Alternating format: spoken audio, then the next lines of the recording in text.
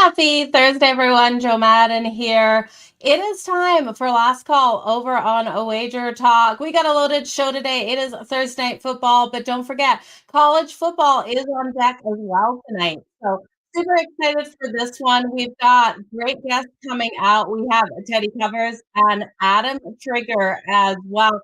And I'm getting a little bit of feedback, you guys. So, Tom, I don't know if you can hear us. I can hear us both myself here. I think there might be an open link on that side. So, you guys, we're going to bring in Adam Trigger. We're going to talk some college football with him here and get that.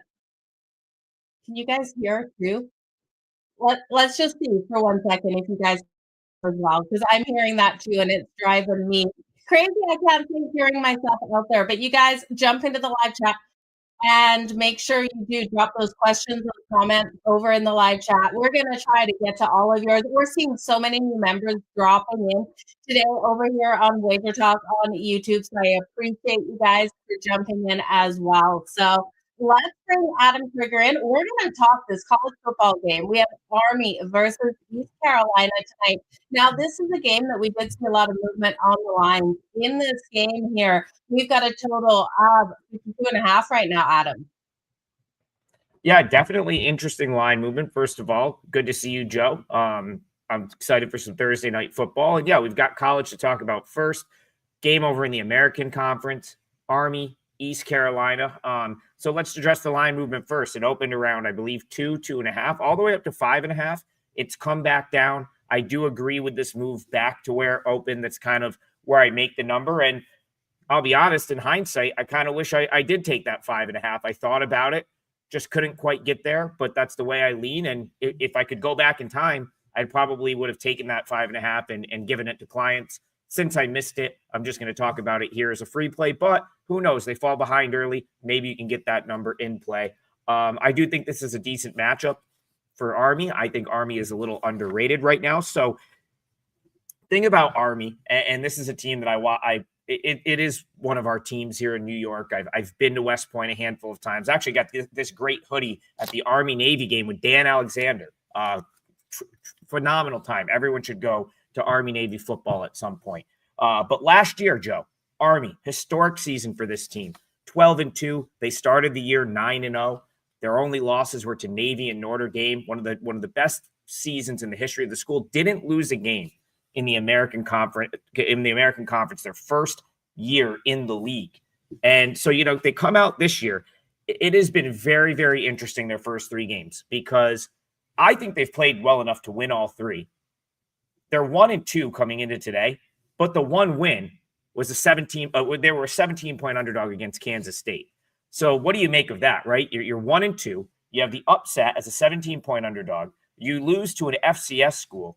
And then last week they lose both games in overtime. So double overtime to Tarleton and overtime to North Texas. And there's the common sort of theme in those losses were turnovers. 3 turnovers in both of those games. Now, I'll talk about Tarleton State for a second, because I've made some friends down there. That's a program I follow closely. That is a very good football team this year. I'm not going to totally excuse Army for losing to an FCS team at home, but make no mistake about it. That is a top 10 FCS team. They were ready to play, and they made enough plays to win that game. Last week, same thing. I felt like they were the better team against North Texas, but the 3 turnovers were the difference. And suddenly they're sitting here 1-2 when they could be 3-0. And I think that's the reason that got up to 5.5 at one point. So this matchup, a little bit more favorable. I think BYU proved that they could run on East Carolina last week. Army, I think, should be able to do the same. And as we know, when Army can run the ball, they tend to, be able to control the game. They blew East Carolina out last year at Michie, and I wouldn't be surprised if they won this game. If you're going to give me a couple points, even at 3.5, I do think it might be worth a look. I think Army is a little bit undervalued after those 2 losses. Okay, so Adam, we have that crazy feedback to start this show. Thank you for bearing with us through that, you guys. You're going to take Army straight up on the money line, or are you grabbing them plus to 3.5?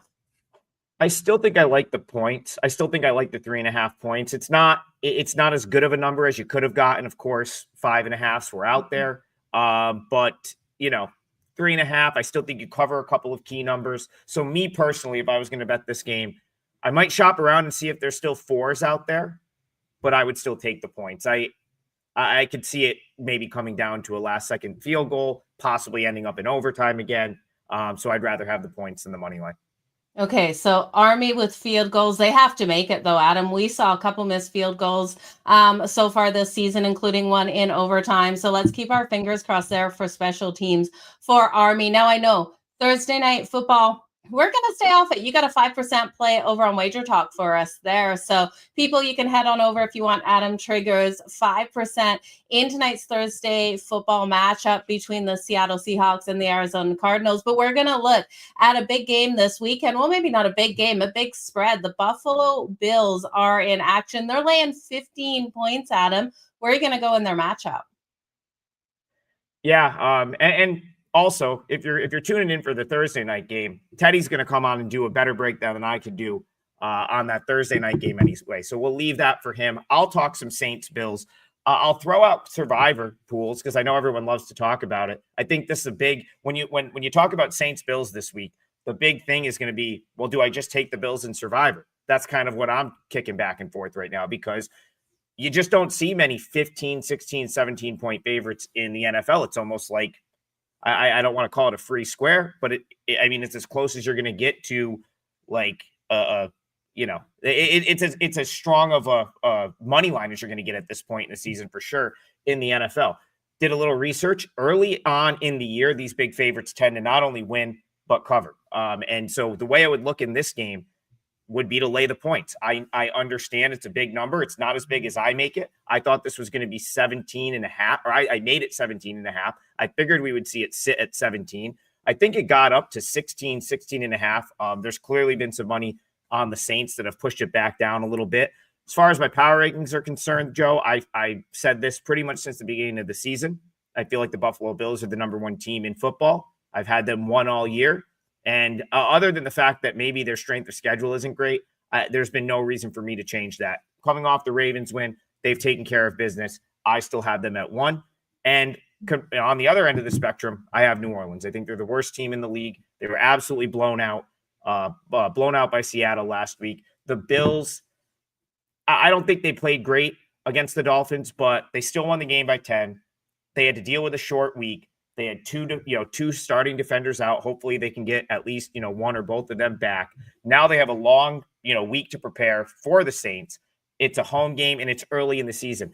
There was a survivor play like 3 years ago. I want to say it was like Seahawks Jets or something, where like a 16-point favorite ended up losing and knocking people out of the contest. I think that's so much more likely to happen week 15, week 16. Early in the year, team like the Bills that's healthy, I don't think you have to worry about that. I think it's a great pick in survivor since a lot of people used them last week. And I think if I was going to bet this game, I would just lay it. These big-time favorites, 14, 15, 16-point favorites in the NFL, it's about a coin flip against the spread. I think the Bills will be on the right side of this one, and I will likely use them for all of my survivor picks this week. Yeah, I like where you're going with that because you look at the Bills and they are coming off a big game, but it's not like they have a big game on deck either. After this one, October 5th, they'll face the Patriots. It is a Sunday night football game, that 6:20 mark, 8:20 Eastern. So I don't think they'll be looking ahead to that game. I think the Saints, well, like you said, Adam, this is a terrible team. They're not able to get anything done at all. And you also look at the Saints. They haven't been able to cover the spread out there on the road, failing to cover in 6 of the last 7. I know people will be hesitant about all those points, but definitely a survivor pick and definitely one. You just count on Josh Allen to get it done. If anything, you guys, maybe the Buffalo Bills in the first half to come out, put up 20 points on the Saints, right, Adam? Yeah, and listen, I know the future value crowd is going to be coming for me in the chat, so I want to make my case there as well. I just think if you look at the Bills' schedule, you want to play them at home. There's 3 logical spots probably to play them the rest of the year. This week, next week against the Patriots, and then in December against the Bengals. I guess I don't mind if you're saving them for December against the Bengals, but I still think the Bengals are like a respectable team that could go out and get a quarterback, and I just don't think that the Bills down in December, who knows? Hey, someone could get hurt. I don't know that they're a 16-point favorite in that game against Cincinnati. Whereas like here, not only are you getting, you're getting a 16-point favorite that just has to win. And a lot of the pool used him last week. If you play in Circa, I think 3,400 people have already used the Bills. So it's not like everyone can use them. That's my rationale for liking the Bills this week. And then to go back to your point, Joe, they get the long week to prepare. They're at home. New Orleans had to go to Seattle. Now they got to come to Buffalo. It's just not a great spot for a team that really isn't any good.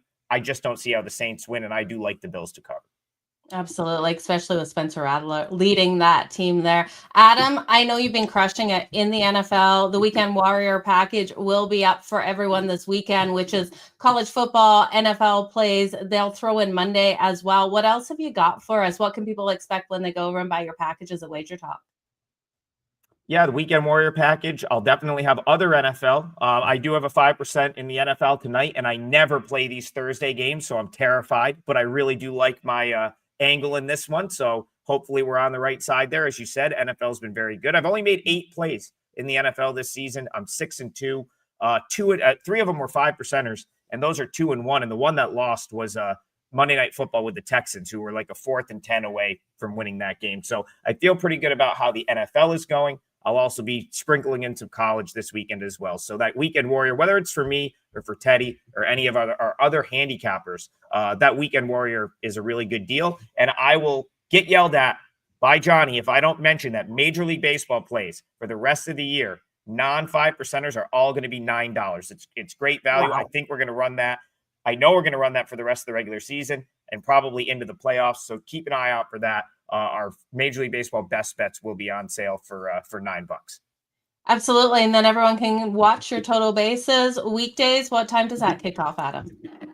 That's right, Joe. 9 a.m. total bases and we're going to do that through the playoffs. So people have been asking, are you going to keep the show going during the playoffs? We are. So we're still going to do weekdays, 9 a.m. And then once college basketball starts, it's going to be myself, Brian Power, and Rob Vino. And we're going to go 10 a.m. Monday through Friday. The show is going to be called Full Court Press. I think that's the first time I've said that, but we are going to try to essentially replicate that total basis show for college hoop, and that'll start probably a week before the regular season tips off.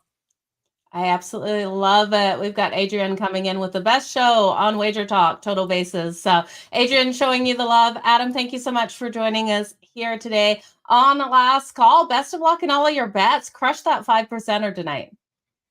Thanks for having me, Joe. Pleasure as always. Good luck tonight. We'll see you soon.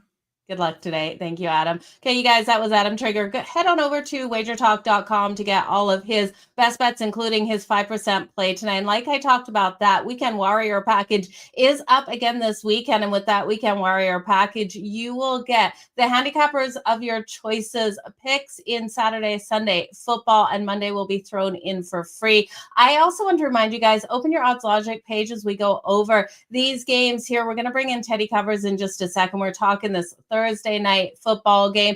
And also we'll see if he's got anything that he's looking forward to over the weekend. This Thursday night football game, maybe not as interesting as some people would like. It's not the big Monday night football game between the Lions and the Ravens or the Packers and the Cowboys that we have next Sunday, but this is still an opportunity to make some money. So let's bring in Teddy Covers and see what he's liking tonight. I'm fascinated. This Thursday night game is 2 teams with winning records. Two teams are playing for if San Fran loses, they'll be playing for a share of first place. I don't know. I mean, this is, to me, is every bit the marquee matchup that Detroit-Baltimore was. Why are you dissing tonight's game? I just don't think it is. Kyler Murray? Like, seriously. The Arizona Cardinals, Kyler Murray, I just haven't had that love ever for him, Teddy. So I guess that's my bias against Kyler Murray. Short quarterback out there. Don't have a love for Russell Wilson either. So maybe it's me against short guys. Well, it's a good thing I'm 6 foot. It is a good thing you're bringing in that 6 foot heat in here, Teddy. Let's talk this game. Is there a recipe for the Arizona Cardinals to pull out the win here at home? A home underdog in a divisional matchup, normally a place I want to put my money, but again, I just can't here. Sure. So, I mean, Arizona's a short home dog. This is a game where whoever wins the game likely to cover the number, unless Seattle wins by exactly 1 point. Even that, I mean, looking at the Odds Logic live odds screen right now, there are ones out there. So you can, if Seattle does win by 1 and you laid 1.5, in this point spread range, it really doesn't matter. When I play the favorite in this point spread range, I'll oftentimes play him on the money line. as opposed to minus the 1.5. And that way you don't have to worry about that. A win equals a cover. Whereas if I take a dog in this point spread range, I'll almost always take the points because you want that 1 point. Hey, if they lose by 1, I'm in. Worked for me with Arizona last week in San Francisco when safety on a holding in the end zone made all the difference against the spread in that contest. But my powering number for the game was Seattle 1/1.5, and it opened Arizona 1, and it's moved to Seattle 1. So the market's moving towards my numbers in that sense. And Seattle has certainly been a better team in early season play than many expected. Sam Darnold's looked good. The passing game's been explosive. The defense has been better than expected. And if it wasn't for some shenanigans late against San Francisco, Seattle could easily be 3-0 right now. So could Arizona. But Arizona hasn't played as well. Against the spread, they struggled against Carolina in a game. They led 27-3. And when you play the Saints and the Panthers to open up the season, it's not like you're going to get a lot of credit for any wins. What happened last week for Arizona was certainly concerning. All right. They didn't play a good game. It wasn't clean in any way, shape, or form. Kyler Murray had open receivers and lots of we'll call it missed targets. Yeah, last week. Receivers 60. Running the wrong route, whether it was Kyler Murray making the wrong throw. There was lots of dropsies in that ball game. And it's a game that Arizona probably should have won had they not dropped all the passes that they did.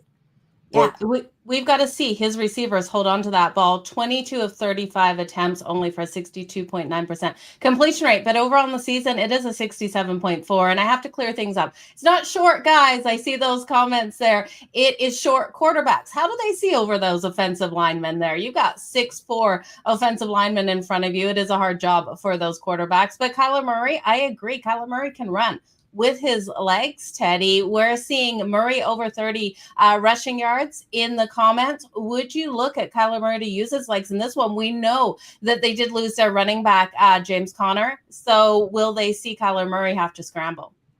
So Arizona hasn't called a lot of designed runs for Murray. Yeah. I can think of maybe 1 or 2. And I watched all 3 Cardinals games I watched a lot of NFL. There's been a handful, but it's not like that's a regular part of the offense, nor do they want to be running Kyler Murray a lot. Murray's best quality is his escapability in the pocket. It's really hard to bring that down. When he gets dancing, he can go anywhere and make plays, off of what look like disaster situations for Arizona. But when you're talking about over 30 plus rushing yards, it's not what they want to do. So the only way that he gets there is A, if he makes a big play, which is possible, or B, if Arizona's trailing, they have to throw the football and Murray's running around there trying to make stuff happen. So I would say that particular bet correlates with the Seattle side of the equation. I'm not playing side here. I'm not playing total. All right. And I really wasn't close on side or total. There are a couple of props that do intrigue me for this one, but the Kyler Murray rushing prop isn't the one that I'd be targeting. Okay, we'll get to your props in just a second. We're hearing people looking at Kupp for under his 42.5 receiving yards, looking washed out there. I don't know. Is he looking washed? Yes. In your opinion? Yeah. You think LA let him go for a reason? All right. LA basically swapped him out for Devontae Adams, and they've been pleased with that trade so far. And of course, the Torrey Horton factor is something to be aware of. This is the 5th round kid out of Colorado State. The only reason he dropped to the 5th round is because he got hurt his senior year and didn't play all last year. But he was phenomenal in training camp. He's a big play weapon.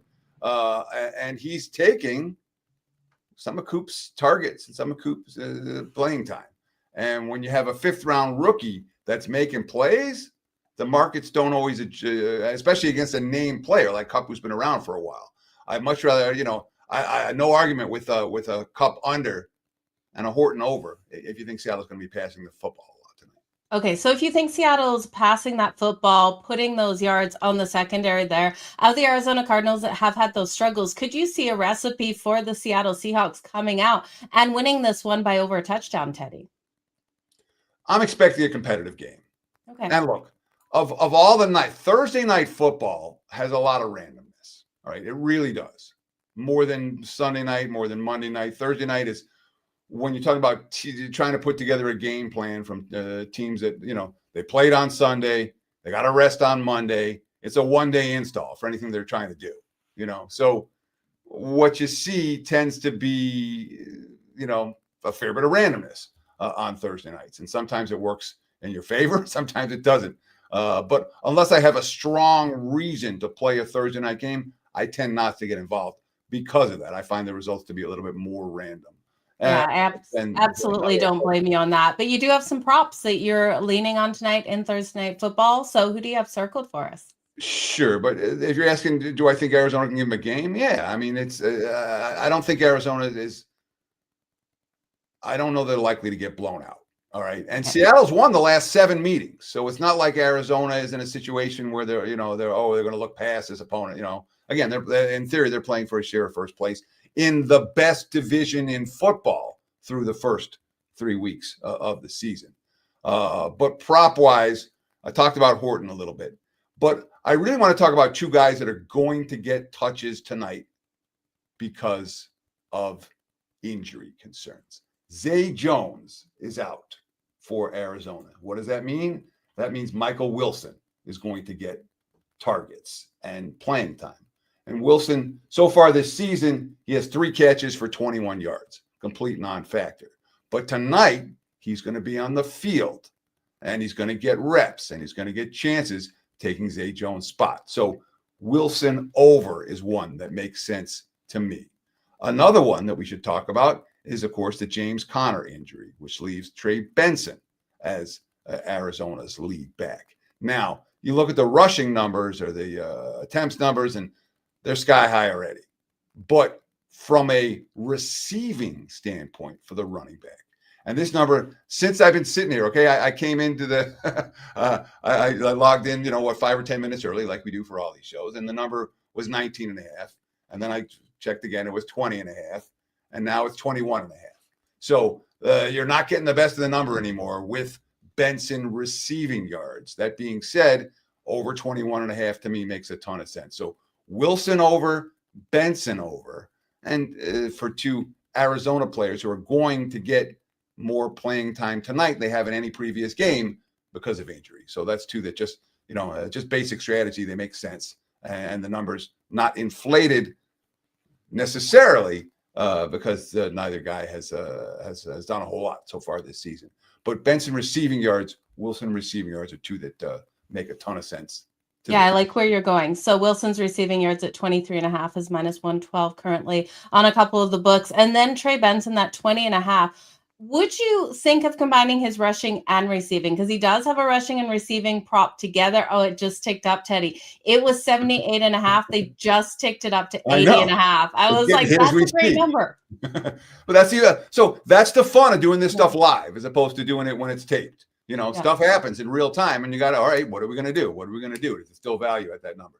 So would I take rushing, receiving? I think the receiving is the angle that I would rather go at. Like the rushing and receiving prop that I would target this week is Alvin Kamara for New Orleans in Buffalo. All the Saints want to do is make that game as short as it possibly can be. And Kamara is they're going to be dumping off passes to him, and I'll get his more fair share of handoffs. So Kamara over rushing, receiving. That's one that kind of stood out to me. Well, I'm glad it stood out to you because I already took Kamara to get a touchdown this weekend. So hoping that he gets that work. Right? Yeah, he's getting in the end zone. I almost never bet the yes touchdown props. They're again, it's a game where how many touchdowns are they going to get? One, maybe. Fingers crossed for sure in those touchdown competitions that people are playing this year. Okay, Teddy. We talked tonight's game. You're not touching the side, not touching the total. You're going to look at those props. Anything that you're looking ahead to this Sunday? We have the game kicking off over in Dublin between the Vikings and the Steelers.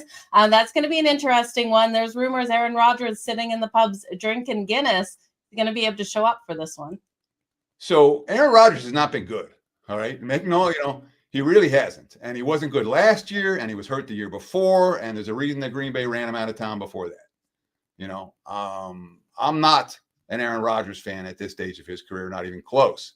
and we look at what Pittsburgh's what's happened to Pittsburgh defensively, yes, they were able to force 5 turnovers last week, 2 of them from the 2-yard line. That saved them a couple of scores. But Pittsburgh's a team that since the start of the season, my power rating number has gone down with the Steelers. I'm really worried about that defense. And for as much veteran talent as they have, it tells us that maybe the buy-in isn't perhaps what it should be to the or there's schematic problems for Pittsburgh. But they're not a defense that I trust. So my only choice there is Minnesota from a side standpoint. And then you have to trust Carson Wentz.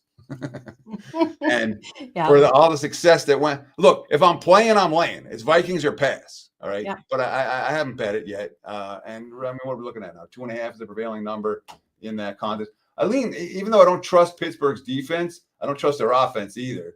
41, the total in that game.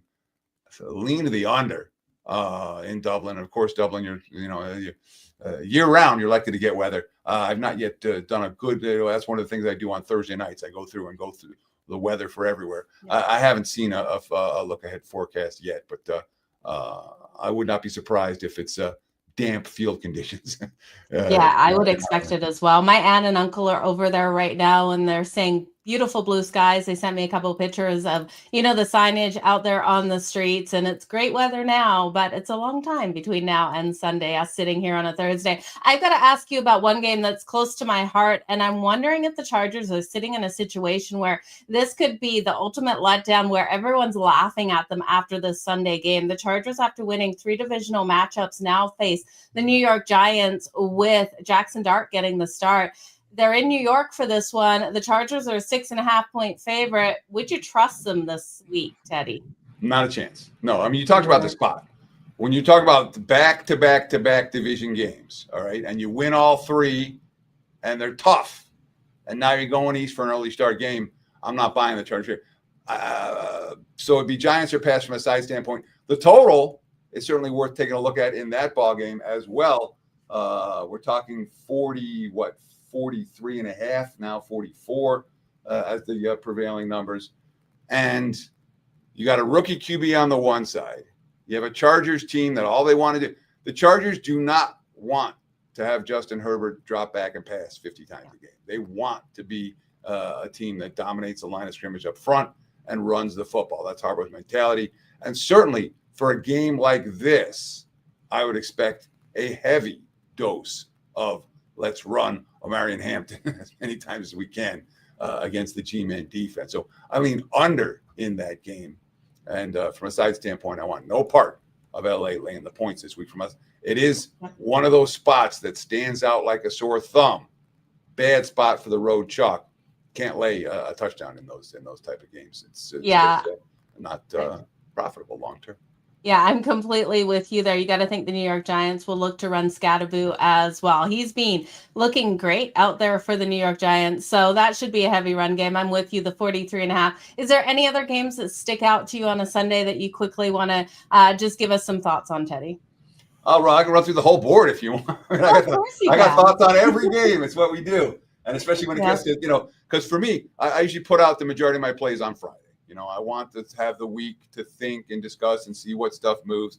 We'll have some early week stuff, but most of my stuff comes out on Friday. So Thursday night for me is crunch time, where we got everything going. But you were talking about were we talking about Saints Bills, or were you talking about that with Trig before? Yeah, I talked about that quickly with Trig. He's looking to just take the Bills in survivor picks and lay the points with them to cover over the Saints. What are your thoughts on the Saints this season? Will they finally get a win at some point? Like, they've got to win at least 1 or 2 games, right? Their win total was 3.5 this season, Teddy. Sure, everybody wins 1 or 2 games. And the Saints, I mean, they were 4.5. They're projected to be one of the weakest teams in the league. I don't know that I saw that. Are they 3.5 now? Because they weren't. I didn't see 3.5 in August. I don't know what they're at right now. Let me just pull up their current win total. I'm not sure if they're even going to give it to us, to be honest. New Orleans Saints win total. Over 2.5 wins. No, over 3.5 wins is -145. So it's highly juiced now, over 3.5. Sure. And again, we have the alternative win totals. Yeah. There's often going to be a significant juice attached to them. And I've got the Saints not as a worst team. I have them as number 31. I got Okay. Tennessee as 32. And well, there's and I have a power of points worth of difference. That Tennessee's worse than New Orleans.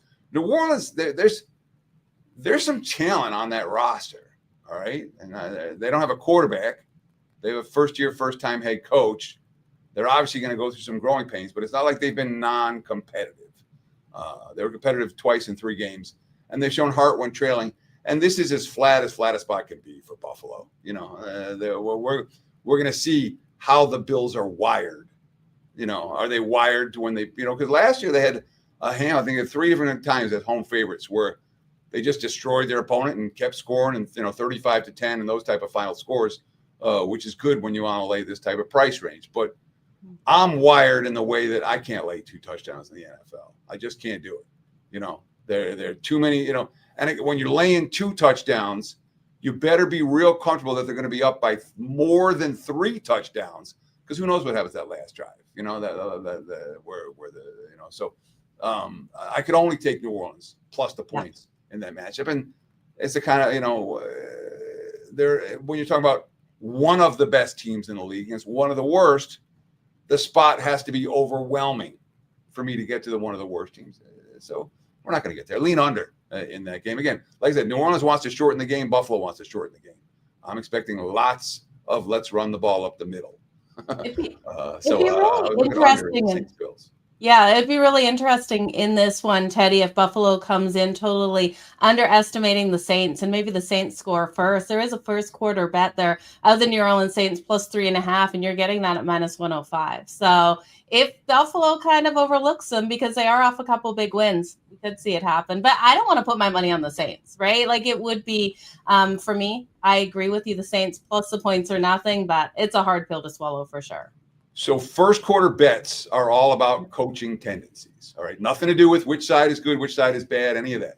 First quarter bets are when this team wins the toss, do they receive or do they defer? And when you find a situation where one team always defers and the other team always receives, so you know who's likely to get the ball first, that team becomes the bet on for the first quarter. Those are the only first quarters that I look at. Otherwise, I'm looking at first half. First quarter is too short of a sample size. And if you don't know that your team's getting the ball first, all right, which is that scenario you're looking for is I'm going to get the ball first. Therefore, if anyone's getting an extra possession, it's going to be me or my team that does it. So that's what first quarter betting is all about, is trying to read the tea leaves on which coach is going to defer / which coach is going to get the ball first, depending on who wins the toss. And when you find that scenario where this team's always going to defer to the second half and they're going to kick off and the other team's always going to accept, those become bet-ons first quarter. But that's literally the only first quarter bets that I look for. Is there anyone out there across the board that you think is going to ruin people's survivor picks this weekend, Teddy, where they're the favorite rolling in and you just don't have the faith to put them in a survivor? Again, survivor for me is, everyone wants to talk about survivor. I don't play survivor. Okay. I don't give a flying you-know-what about, but who could lose? Let's see. Everyone could lose. Everyone could. I mean, Buffalo could lose. Okay, it's happened. Week 3, week 4, we see this all the time in the NFL where someone comes out flat. Buffalo could lose. It's Carolina could beat New England. Could Cleveland beat Detroit? Well, Cleveland was scoreless for 56 minutes last week and found a way to beat Green Bay. You know, weird things happen in this league. Happen all the time. Houston, let's see. Yeah, let's put all my chips in on a team that hasn't won a game yet this year and has literally snatched defeat from the jaws of victory every week. Houston wouldn't be on my card. Oh, and they're laying 7.5 this Sunday night side. Is that the one you want? Where they where the books are going to be rooting crazy for Dallas? No. Monday night, Denver. Yeah, you want to see how many people get eliminated and then go to maybe Denver Monday night, but Denver Monday night. That's the play. But I already used Denver in Survivor Week 1 when I did my event. When I said this is the week for Denver, they're gone for me. But yeah, right now, if I had every team to choose from, I'd probably pick the Broncos. Although, the confidence level, scale of 1 to 10, maybe a 2, 3. Yeah, they all could lose. The Bills could lose. That's the beauty of the NFL. Is any team, say, this team's the worst. They're the worst. These guys are pros, dude. Anyone can beat anyone. Anyone can turn the ball over. Anyone can get a punt blocked. or a kick block that gets returned for a touchdown. It happens every week, you know? Yeah. And this is the time of year, week 3, week 4, there's an upset week, you know, happens pretty consistently. Yeah, it absolutely does. Well, Teddy, thank you so much for coming on Last Call over here on Wager Talk. I know you're going to be part of the Weekend Warrior this weekend. What else have you got for us up for sale? Sure. We've been running pretty good. I got no complaints. 6-1 football league weekend. Last weekend, 4-0 on Saturday, 2-1 on Sunday, and the loss on Sunday was the LA Rams, which felt pretty good for the first 60 minutes of the game. So be it. We're over it now. But we did go 6-1 last week again in football. And we'll be locked and loaded again tomorrow morning. You talk about the Weekend Warrior packages. That's a great deal. I always encourage people, don't buy a play. Really, don't buy plays. You want to partner up? Let's partner up and see if we can make some money. So try a Weekend Warrior package. We got the great deal with the, what is it? Buy a month and get. We have like short-term deals, medium-term deals, and long-term deals right now. But I thought the buy 2 months get one free or something. I mean, there's some really good deals. But I visit my homepage, wt.buzz/TC, or just go to the website, WagerTalk.com, and get on board. Let's partner up and see what we can do together. Absolutely. You guys head on over to WagerTalk.com. Teddy, thank you so much for joining us here today. Crush the books tonight. All the best in all of your bets. Thank you, Jo. You too. Thank you. Okay, guys, that was Teddy Covers. Like he said, he's going to be part of that Weekend Warrior package. You don't want to miss out on that, as well as the $9 gold sheet that we have running as well. So if you're looking for all of those packages, head on over to WagerTalk.com. There was a question in the live chat here on Army versus East Carolina. Now, Adam Trigger did jump in on the show to start this show. He was liking Army here at plus a 3.5. And I do think it's a really strong way to go. You look at Army, they've got to clean up those messes of their special teams that they've had over the last couple of weeks. What I did in this game, I took the first half under 27.5. I'm expecting a slower start between these teams out there. I think East Carolina should be able to dominate in the trenches here, a place where normally I've been able to trust Army, but Army has been struggling defensively against the run. I think East Carolina is going to open up those running lanes, but I don't think they're going to be able to break free. So I think that first half is going to be a lower scoring one under the 27.5. And if you guys are looking for what I'm liking tonight in the NFL game, the Seattle Seahawks versus the Arizona Cardinals, I'm looking at this one to be a game where you guys, my money has to be on Seattle. I'm a little worried about it though. Not going to lie. It seems like everyone is backing the Seattle Seahawks tonight, laying the 1.5. I took their team total over 22.5. You can still get those numbers out there. Again, shop those lines over on Odds Logic. Get the best of those numbers. So the over 22.5, I did get at minus 108. I'm seeing it kind of fluctuate between minus 112 and minus 104. So go on over there. I also looked at that first quarter. I expect points in the first quarter. You look at Kyler Murray coming off that disappointing loss last week versus the 49ers. They had those connections he was trying to make out there on the field, and he just wasn't able to get it done. Their defense, they did give up some yards in the secondary, and I think Sam Darnold will take advantage of that. So in that first quarter, I'm expecting the Cardinals to at least get a field goal. And then when I look at the Seattle Seahawks, I think they're the team who is able to put up the touchdown in that first quarter. I'll take this game over 7.5 in the first quarter. We're still getting that at plus money at plus 110, you guys. I could then see it slowing down. I don't think that this game is going to be a back and forth battle, but it very well could be. So that's why I'm staying off the full game total. I'll just look at that first quarter over the 7.5 at plus 110. The Seattle Seahawks team total over 22.5 at minus 108. Then there's a couple of things. We've got some new members jumping in here. I want to say firstly, thank you to all the new members. Really appreciate you guys coming on here.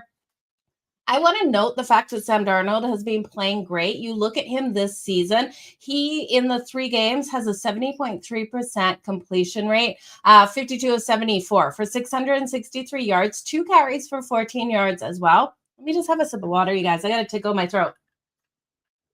He's thrown 2 touchdowns and only 2 interceptions. Now, when we look at Sam Darnold versus the Arizona Cardinals defense last season, when he was with the Minnesota Vikings, he came out there and he carved it up. You guys, 235 yards through the air, 2 touchdowns and no picks. I know he was with a different team, but I do think he has the weapons out there. I know everyone's saying Cooper Kupp is washed, and it is a hard pill to swallow to think Cooper Kupp really is washed, not looking like himself. I expect some connections with Cooper Kupp. I also expect those connections with Jackson Smith-Njigba. He's being hot. You can look at his receiving yards to the over. That number's high and it's highly juiced. It's 84.5. His reception number is high as well, 6.5. It's minus 148 to the over. But he's being targeted 29 times this season. And if it wasn't for last week with a blowout there versus the Saints, I think he would be averaging like 32 targets so far this season. So I would look at him for his receptions over the 6.5. Again, it's juiced. You'd have to parlay that with something. I would ult it to the over 7.5. When you ult it to the over 7.5, I was getting that at plus 105. So I do think that's a great way to look. Kyler Murray, his O-line is banged up. One thing I'm backing in this one, and I hate to do it. I already said I don't like short quarterbacks, so I've already gone there. I'm going to take him for the interception, you guys. The interception on Kyler Murray, it's coming in at minus 113. I won't be shocked if he throws a couple in this matchup, and that's not against him. It is on this defense here that I think is going to put that pressure, and I do think game-wise, we're going to see Kyler in the situation where he has to throw deep. We know the issues they've been having at getting those connections out there. Because I think Kyler Murray, though, is going to be under that pressure, I could see in the red zone him having to run it in by himself. I'll take Kyler Murray for that anytime touchdown coming in at plus 310 to rush it in himself. I'm looking, though, at Sam Darnold. I think he's going to throw 2 passing touchdowns in this game. I think that will be the game plan. Now, if you think Sam Darnold will rush it in with his legs, you're going to get that at plus 610. We know he's a quarterback that's willing to put his self on the line and run it over the end zone and take those hits. He's not afraid to do so. Does he do it here? Maybe. And now I've said it. I've already sprinkled on it today. It's just coffee money, you guys. Not a big bet. But I do think there were 1.5 passing touchdowns for Sam Darnold, even though we're going to see a lower scoring game, is in play at plus 162. I think it's a nice way to go. But this should be an okay game. I'm going to say it's going to be an okay game. I don't think it's going to be that great out there. I hope it's not, that 15-13 style of game where we just have a slugfest, because I just don't trust it, right? Like, I just don't like that kind of style of game. We look at the Arizona Cardinals and Kyler Murray. I told you that offensive line is banged up. The last time the Seattle Seahawks faced them, right in November last season, they were able to sack him 5 times. So be a little cautious with Kyler Murray if you're looking for him to do a lot tonight. But you guys, thanks so much again for joining us here on Last Call on WagerTalk. Do us a favor over on YouTube so more people see this video. Hit that like, hit that subscribe, and also hit that notification button so that you know when these shows go live. So many shows over here on WagerTalk that you don't want to miss out on. So much free information coming out for you. And if you are looking for the handicappers' best bets, again, we've got the Weekend Warrior running this weekend. Fantastic deal. Handicapper of your choice. All of their NFL and college football plays this weekend, Saturday and Sunday, as well as the Monday plays thrown in for free. So they're full slate in football. There's also the $9 gold sheet that you want to jump on as well. You guys, all the best in your Thursday night football bets. All the best in college football as well. And I'm seeing the comments, did Calgary lose yesterday in hockey? It is preseason, you guys. We're not even going to think about preseason hockey. When the season gets under wraps, October 7th, 8th, that is when we're going to be talking hockey, that's for sure. You guys, all the best in all of your bets. Stay hot. Let's make some freaking money. And I will see you next Monday on Last Call. Make sure you do join Kelly and Ariel this weekend at 11 a.m. Eastern for Last Call on the weekends. Bye, guys.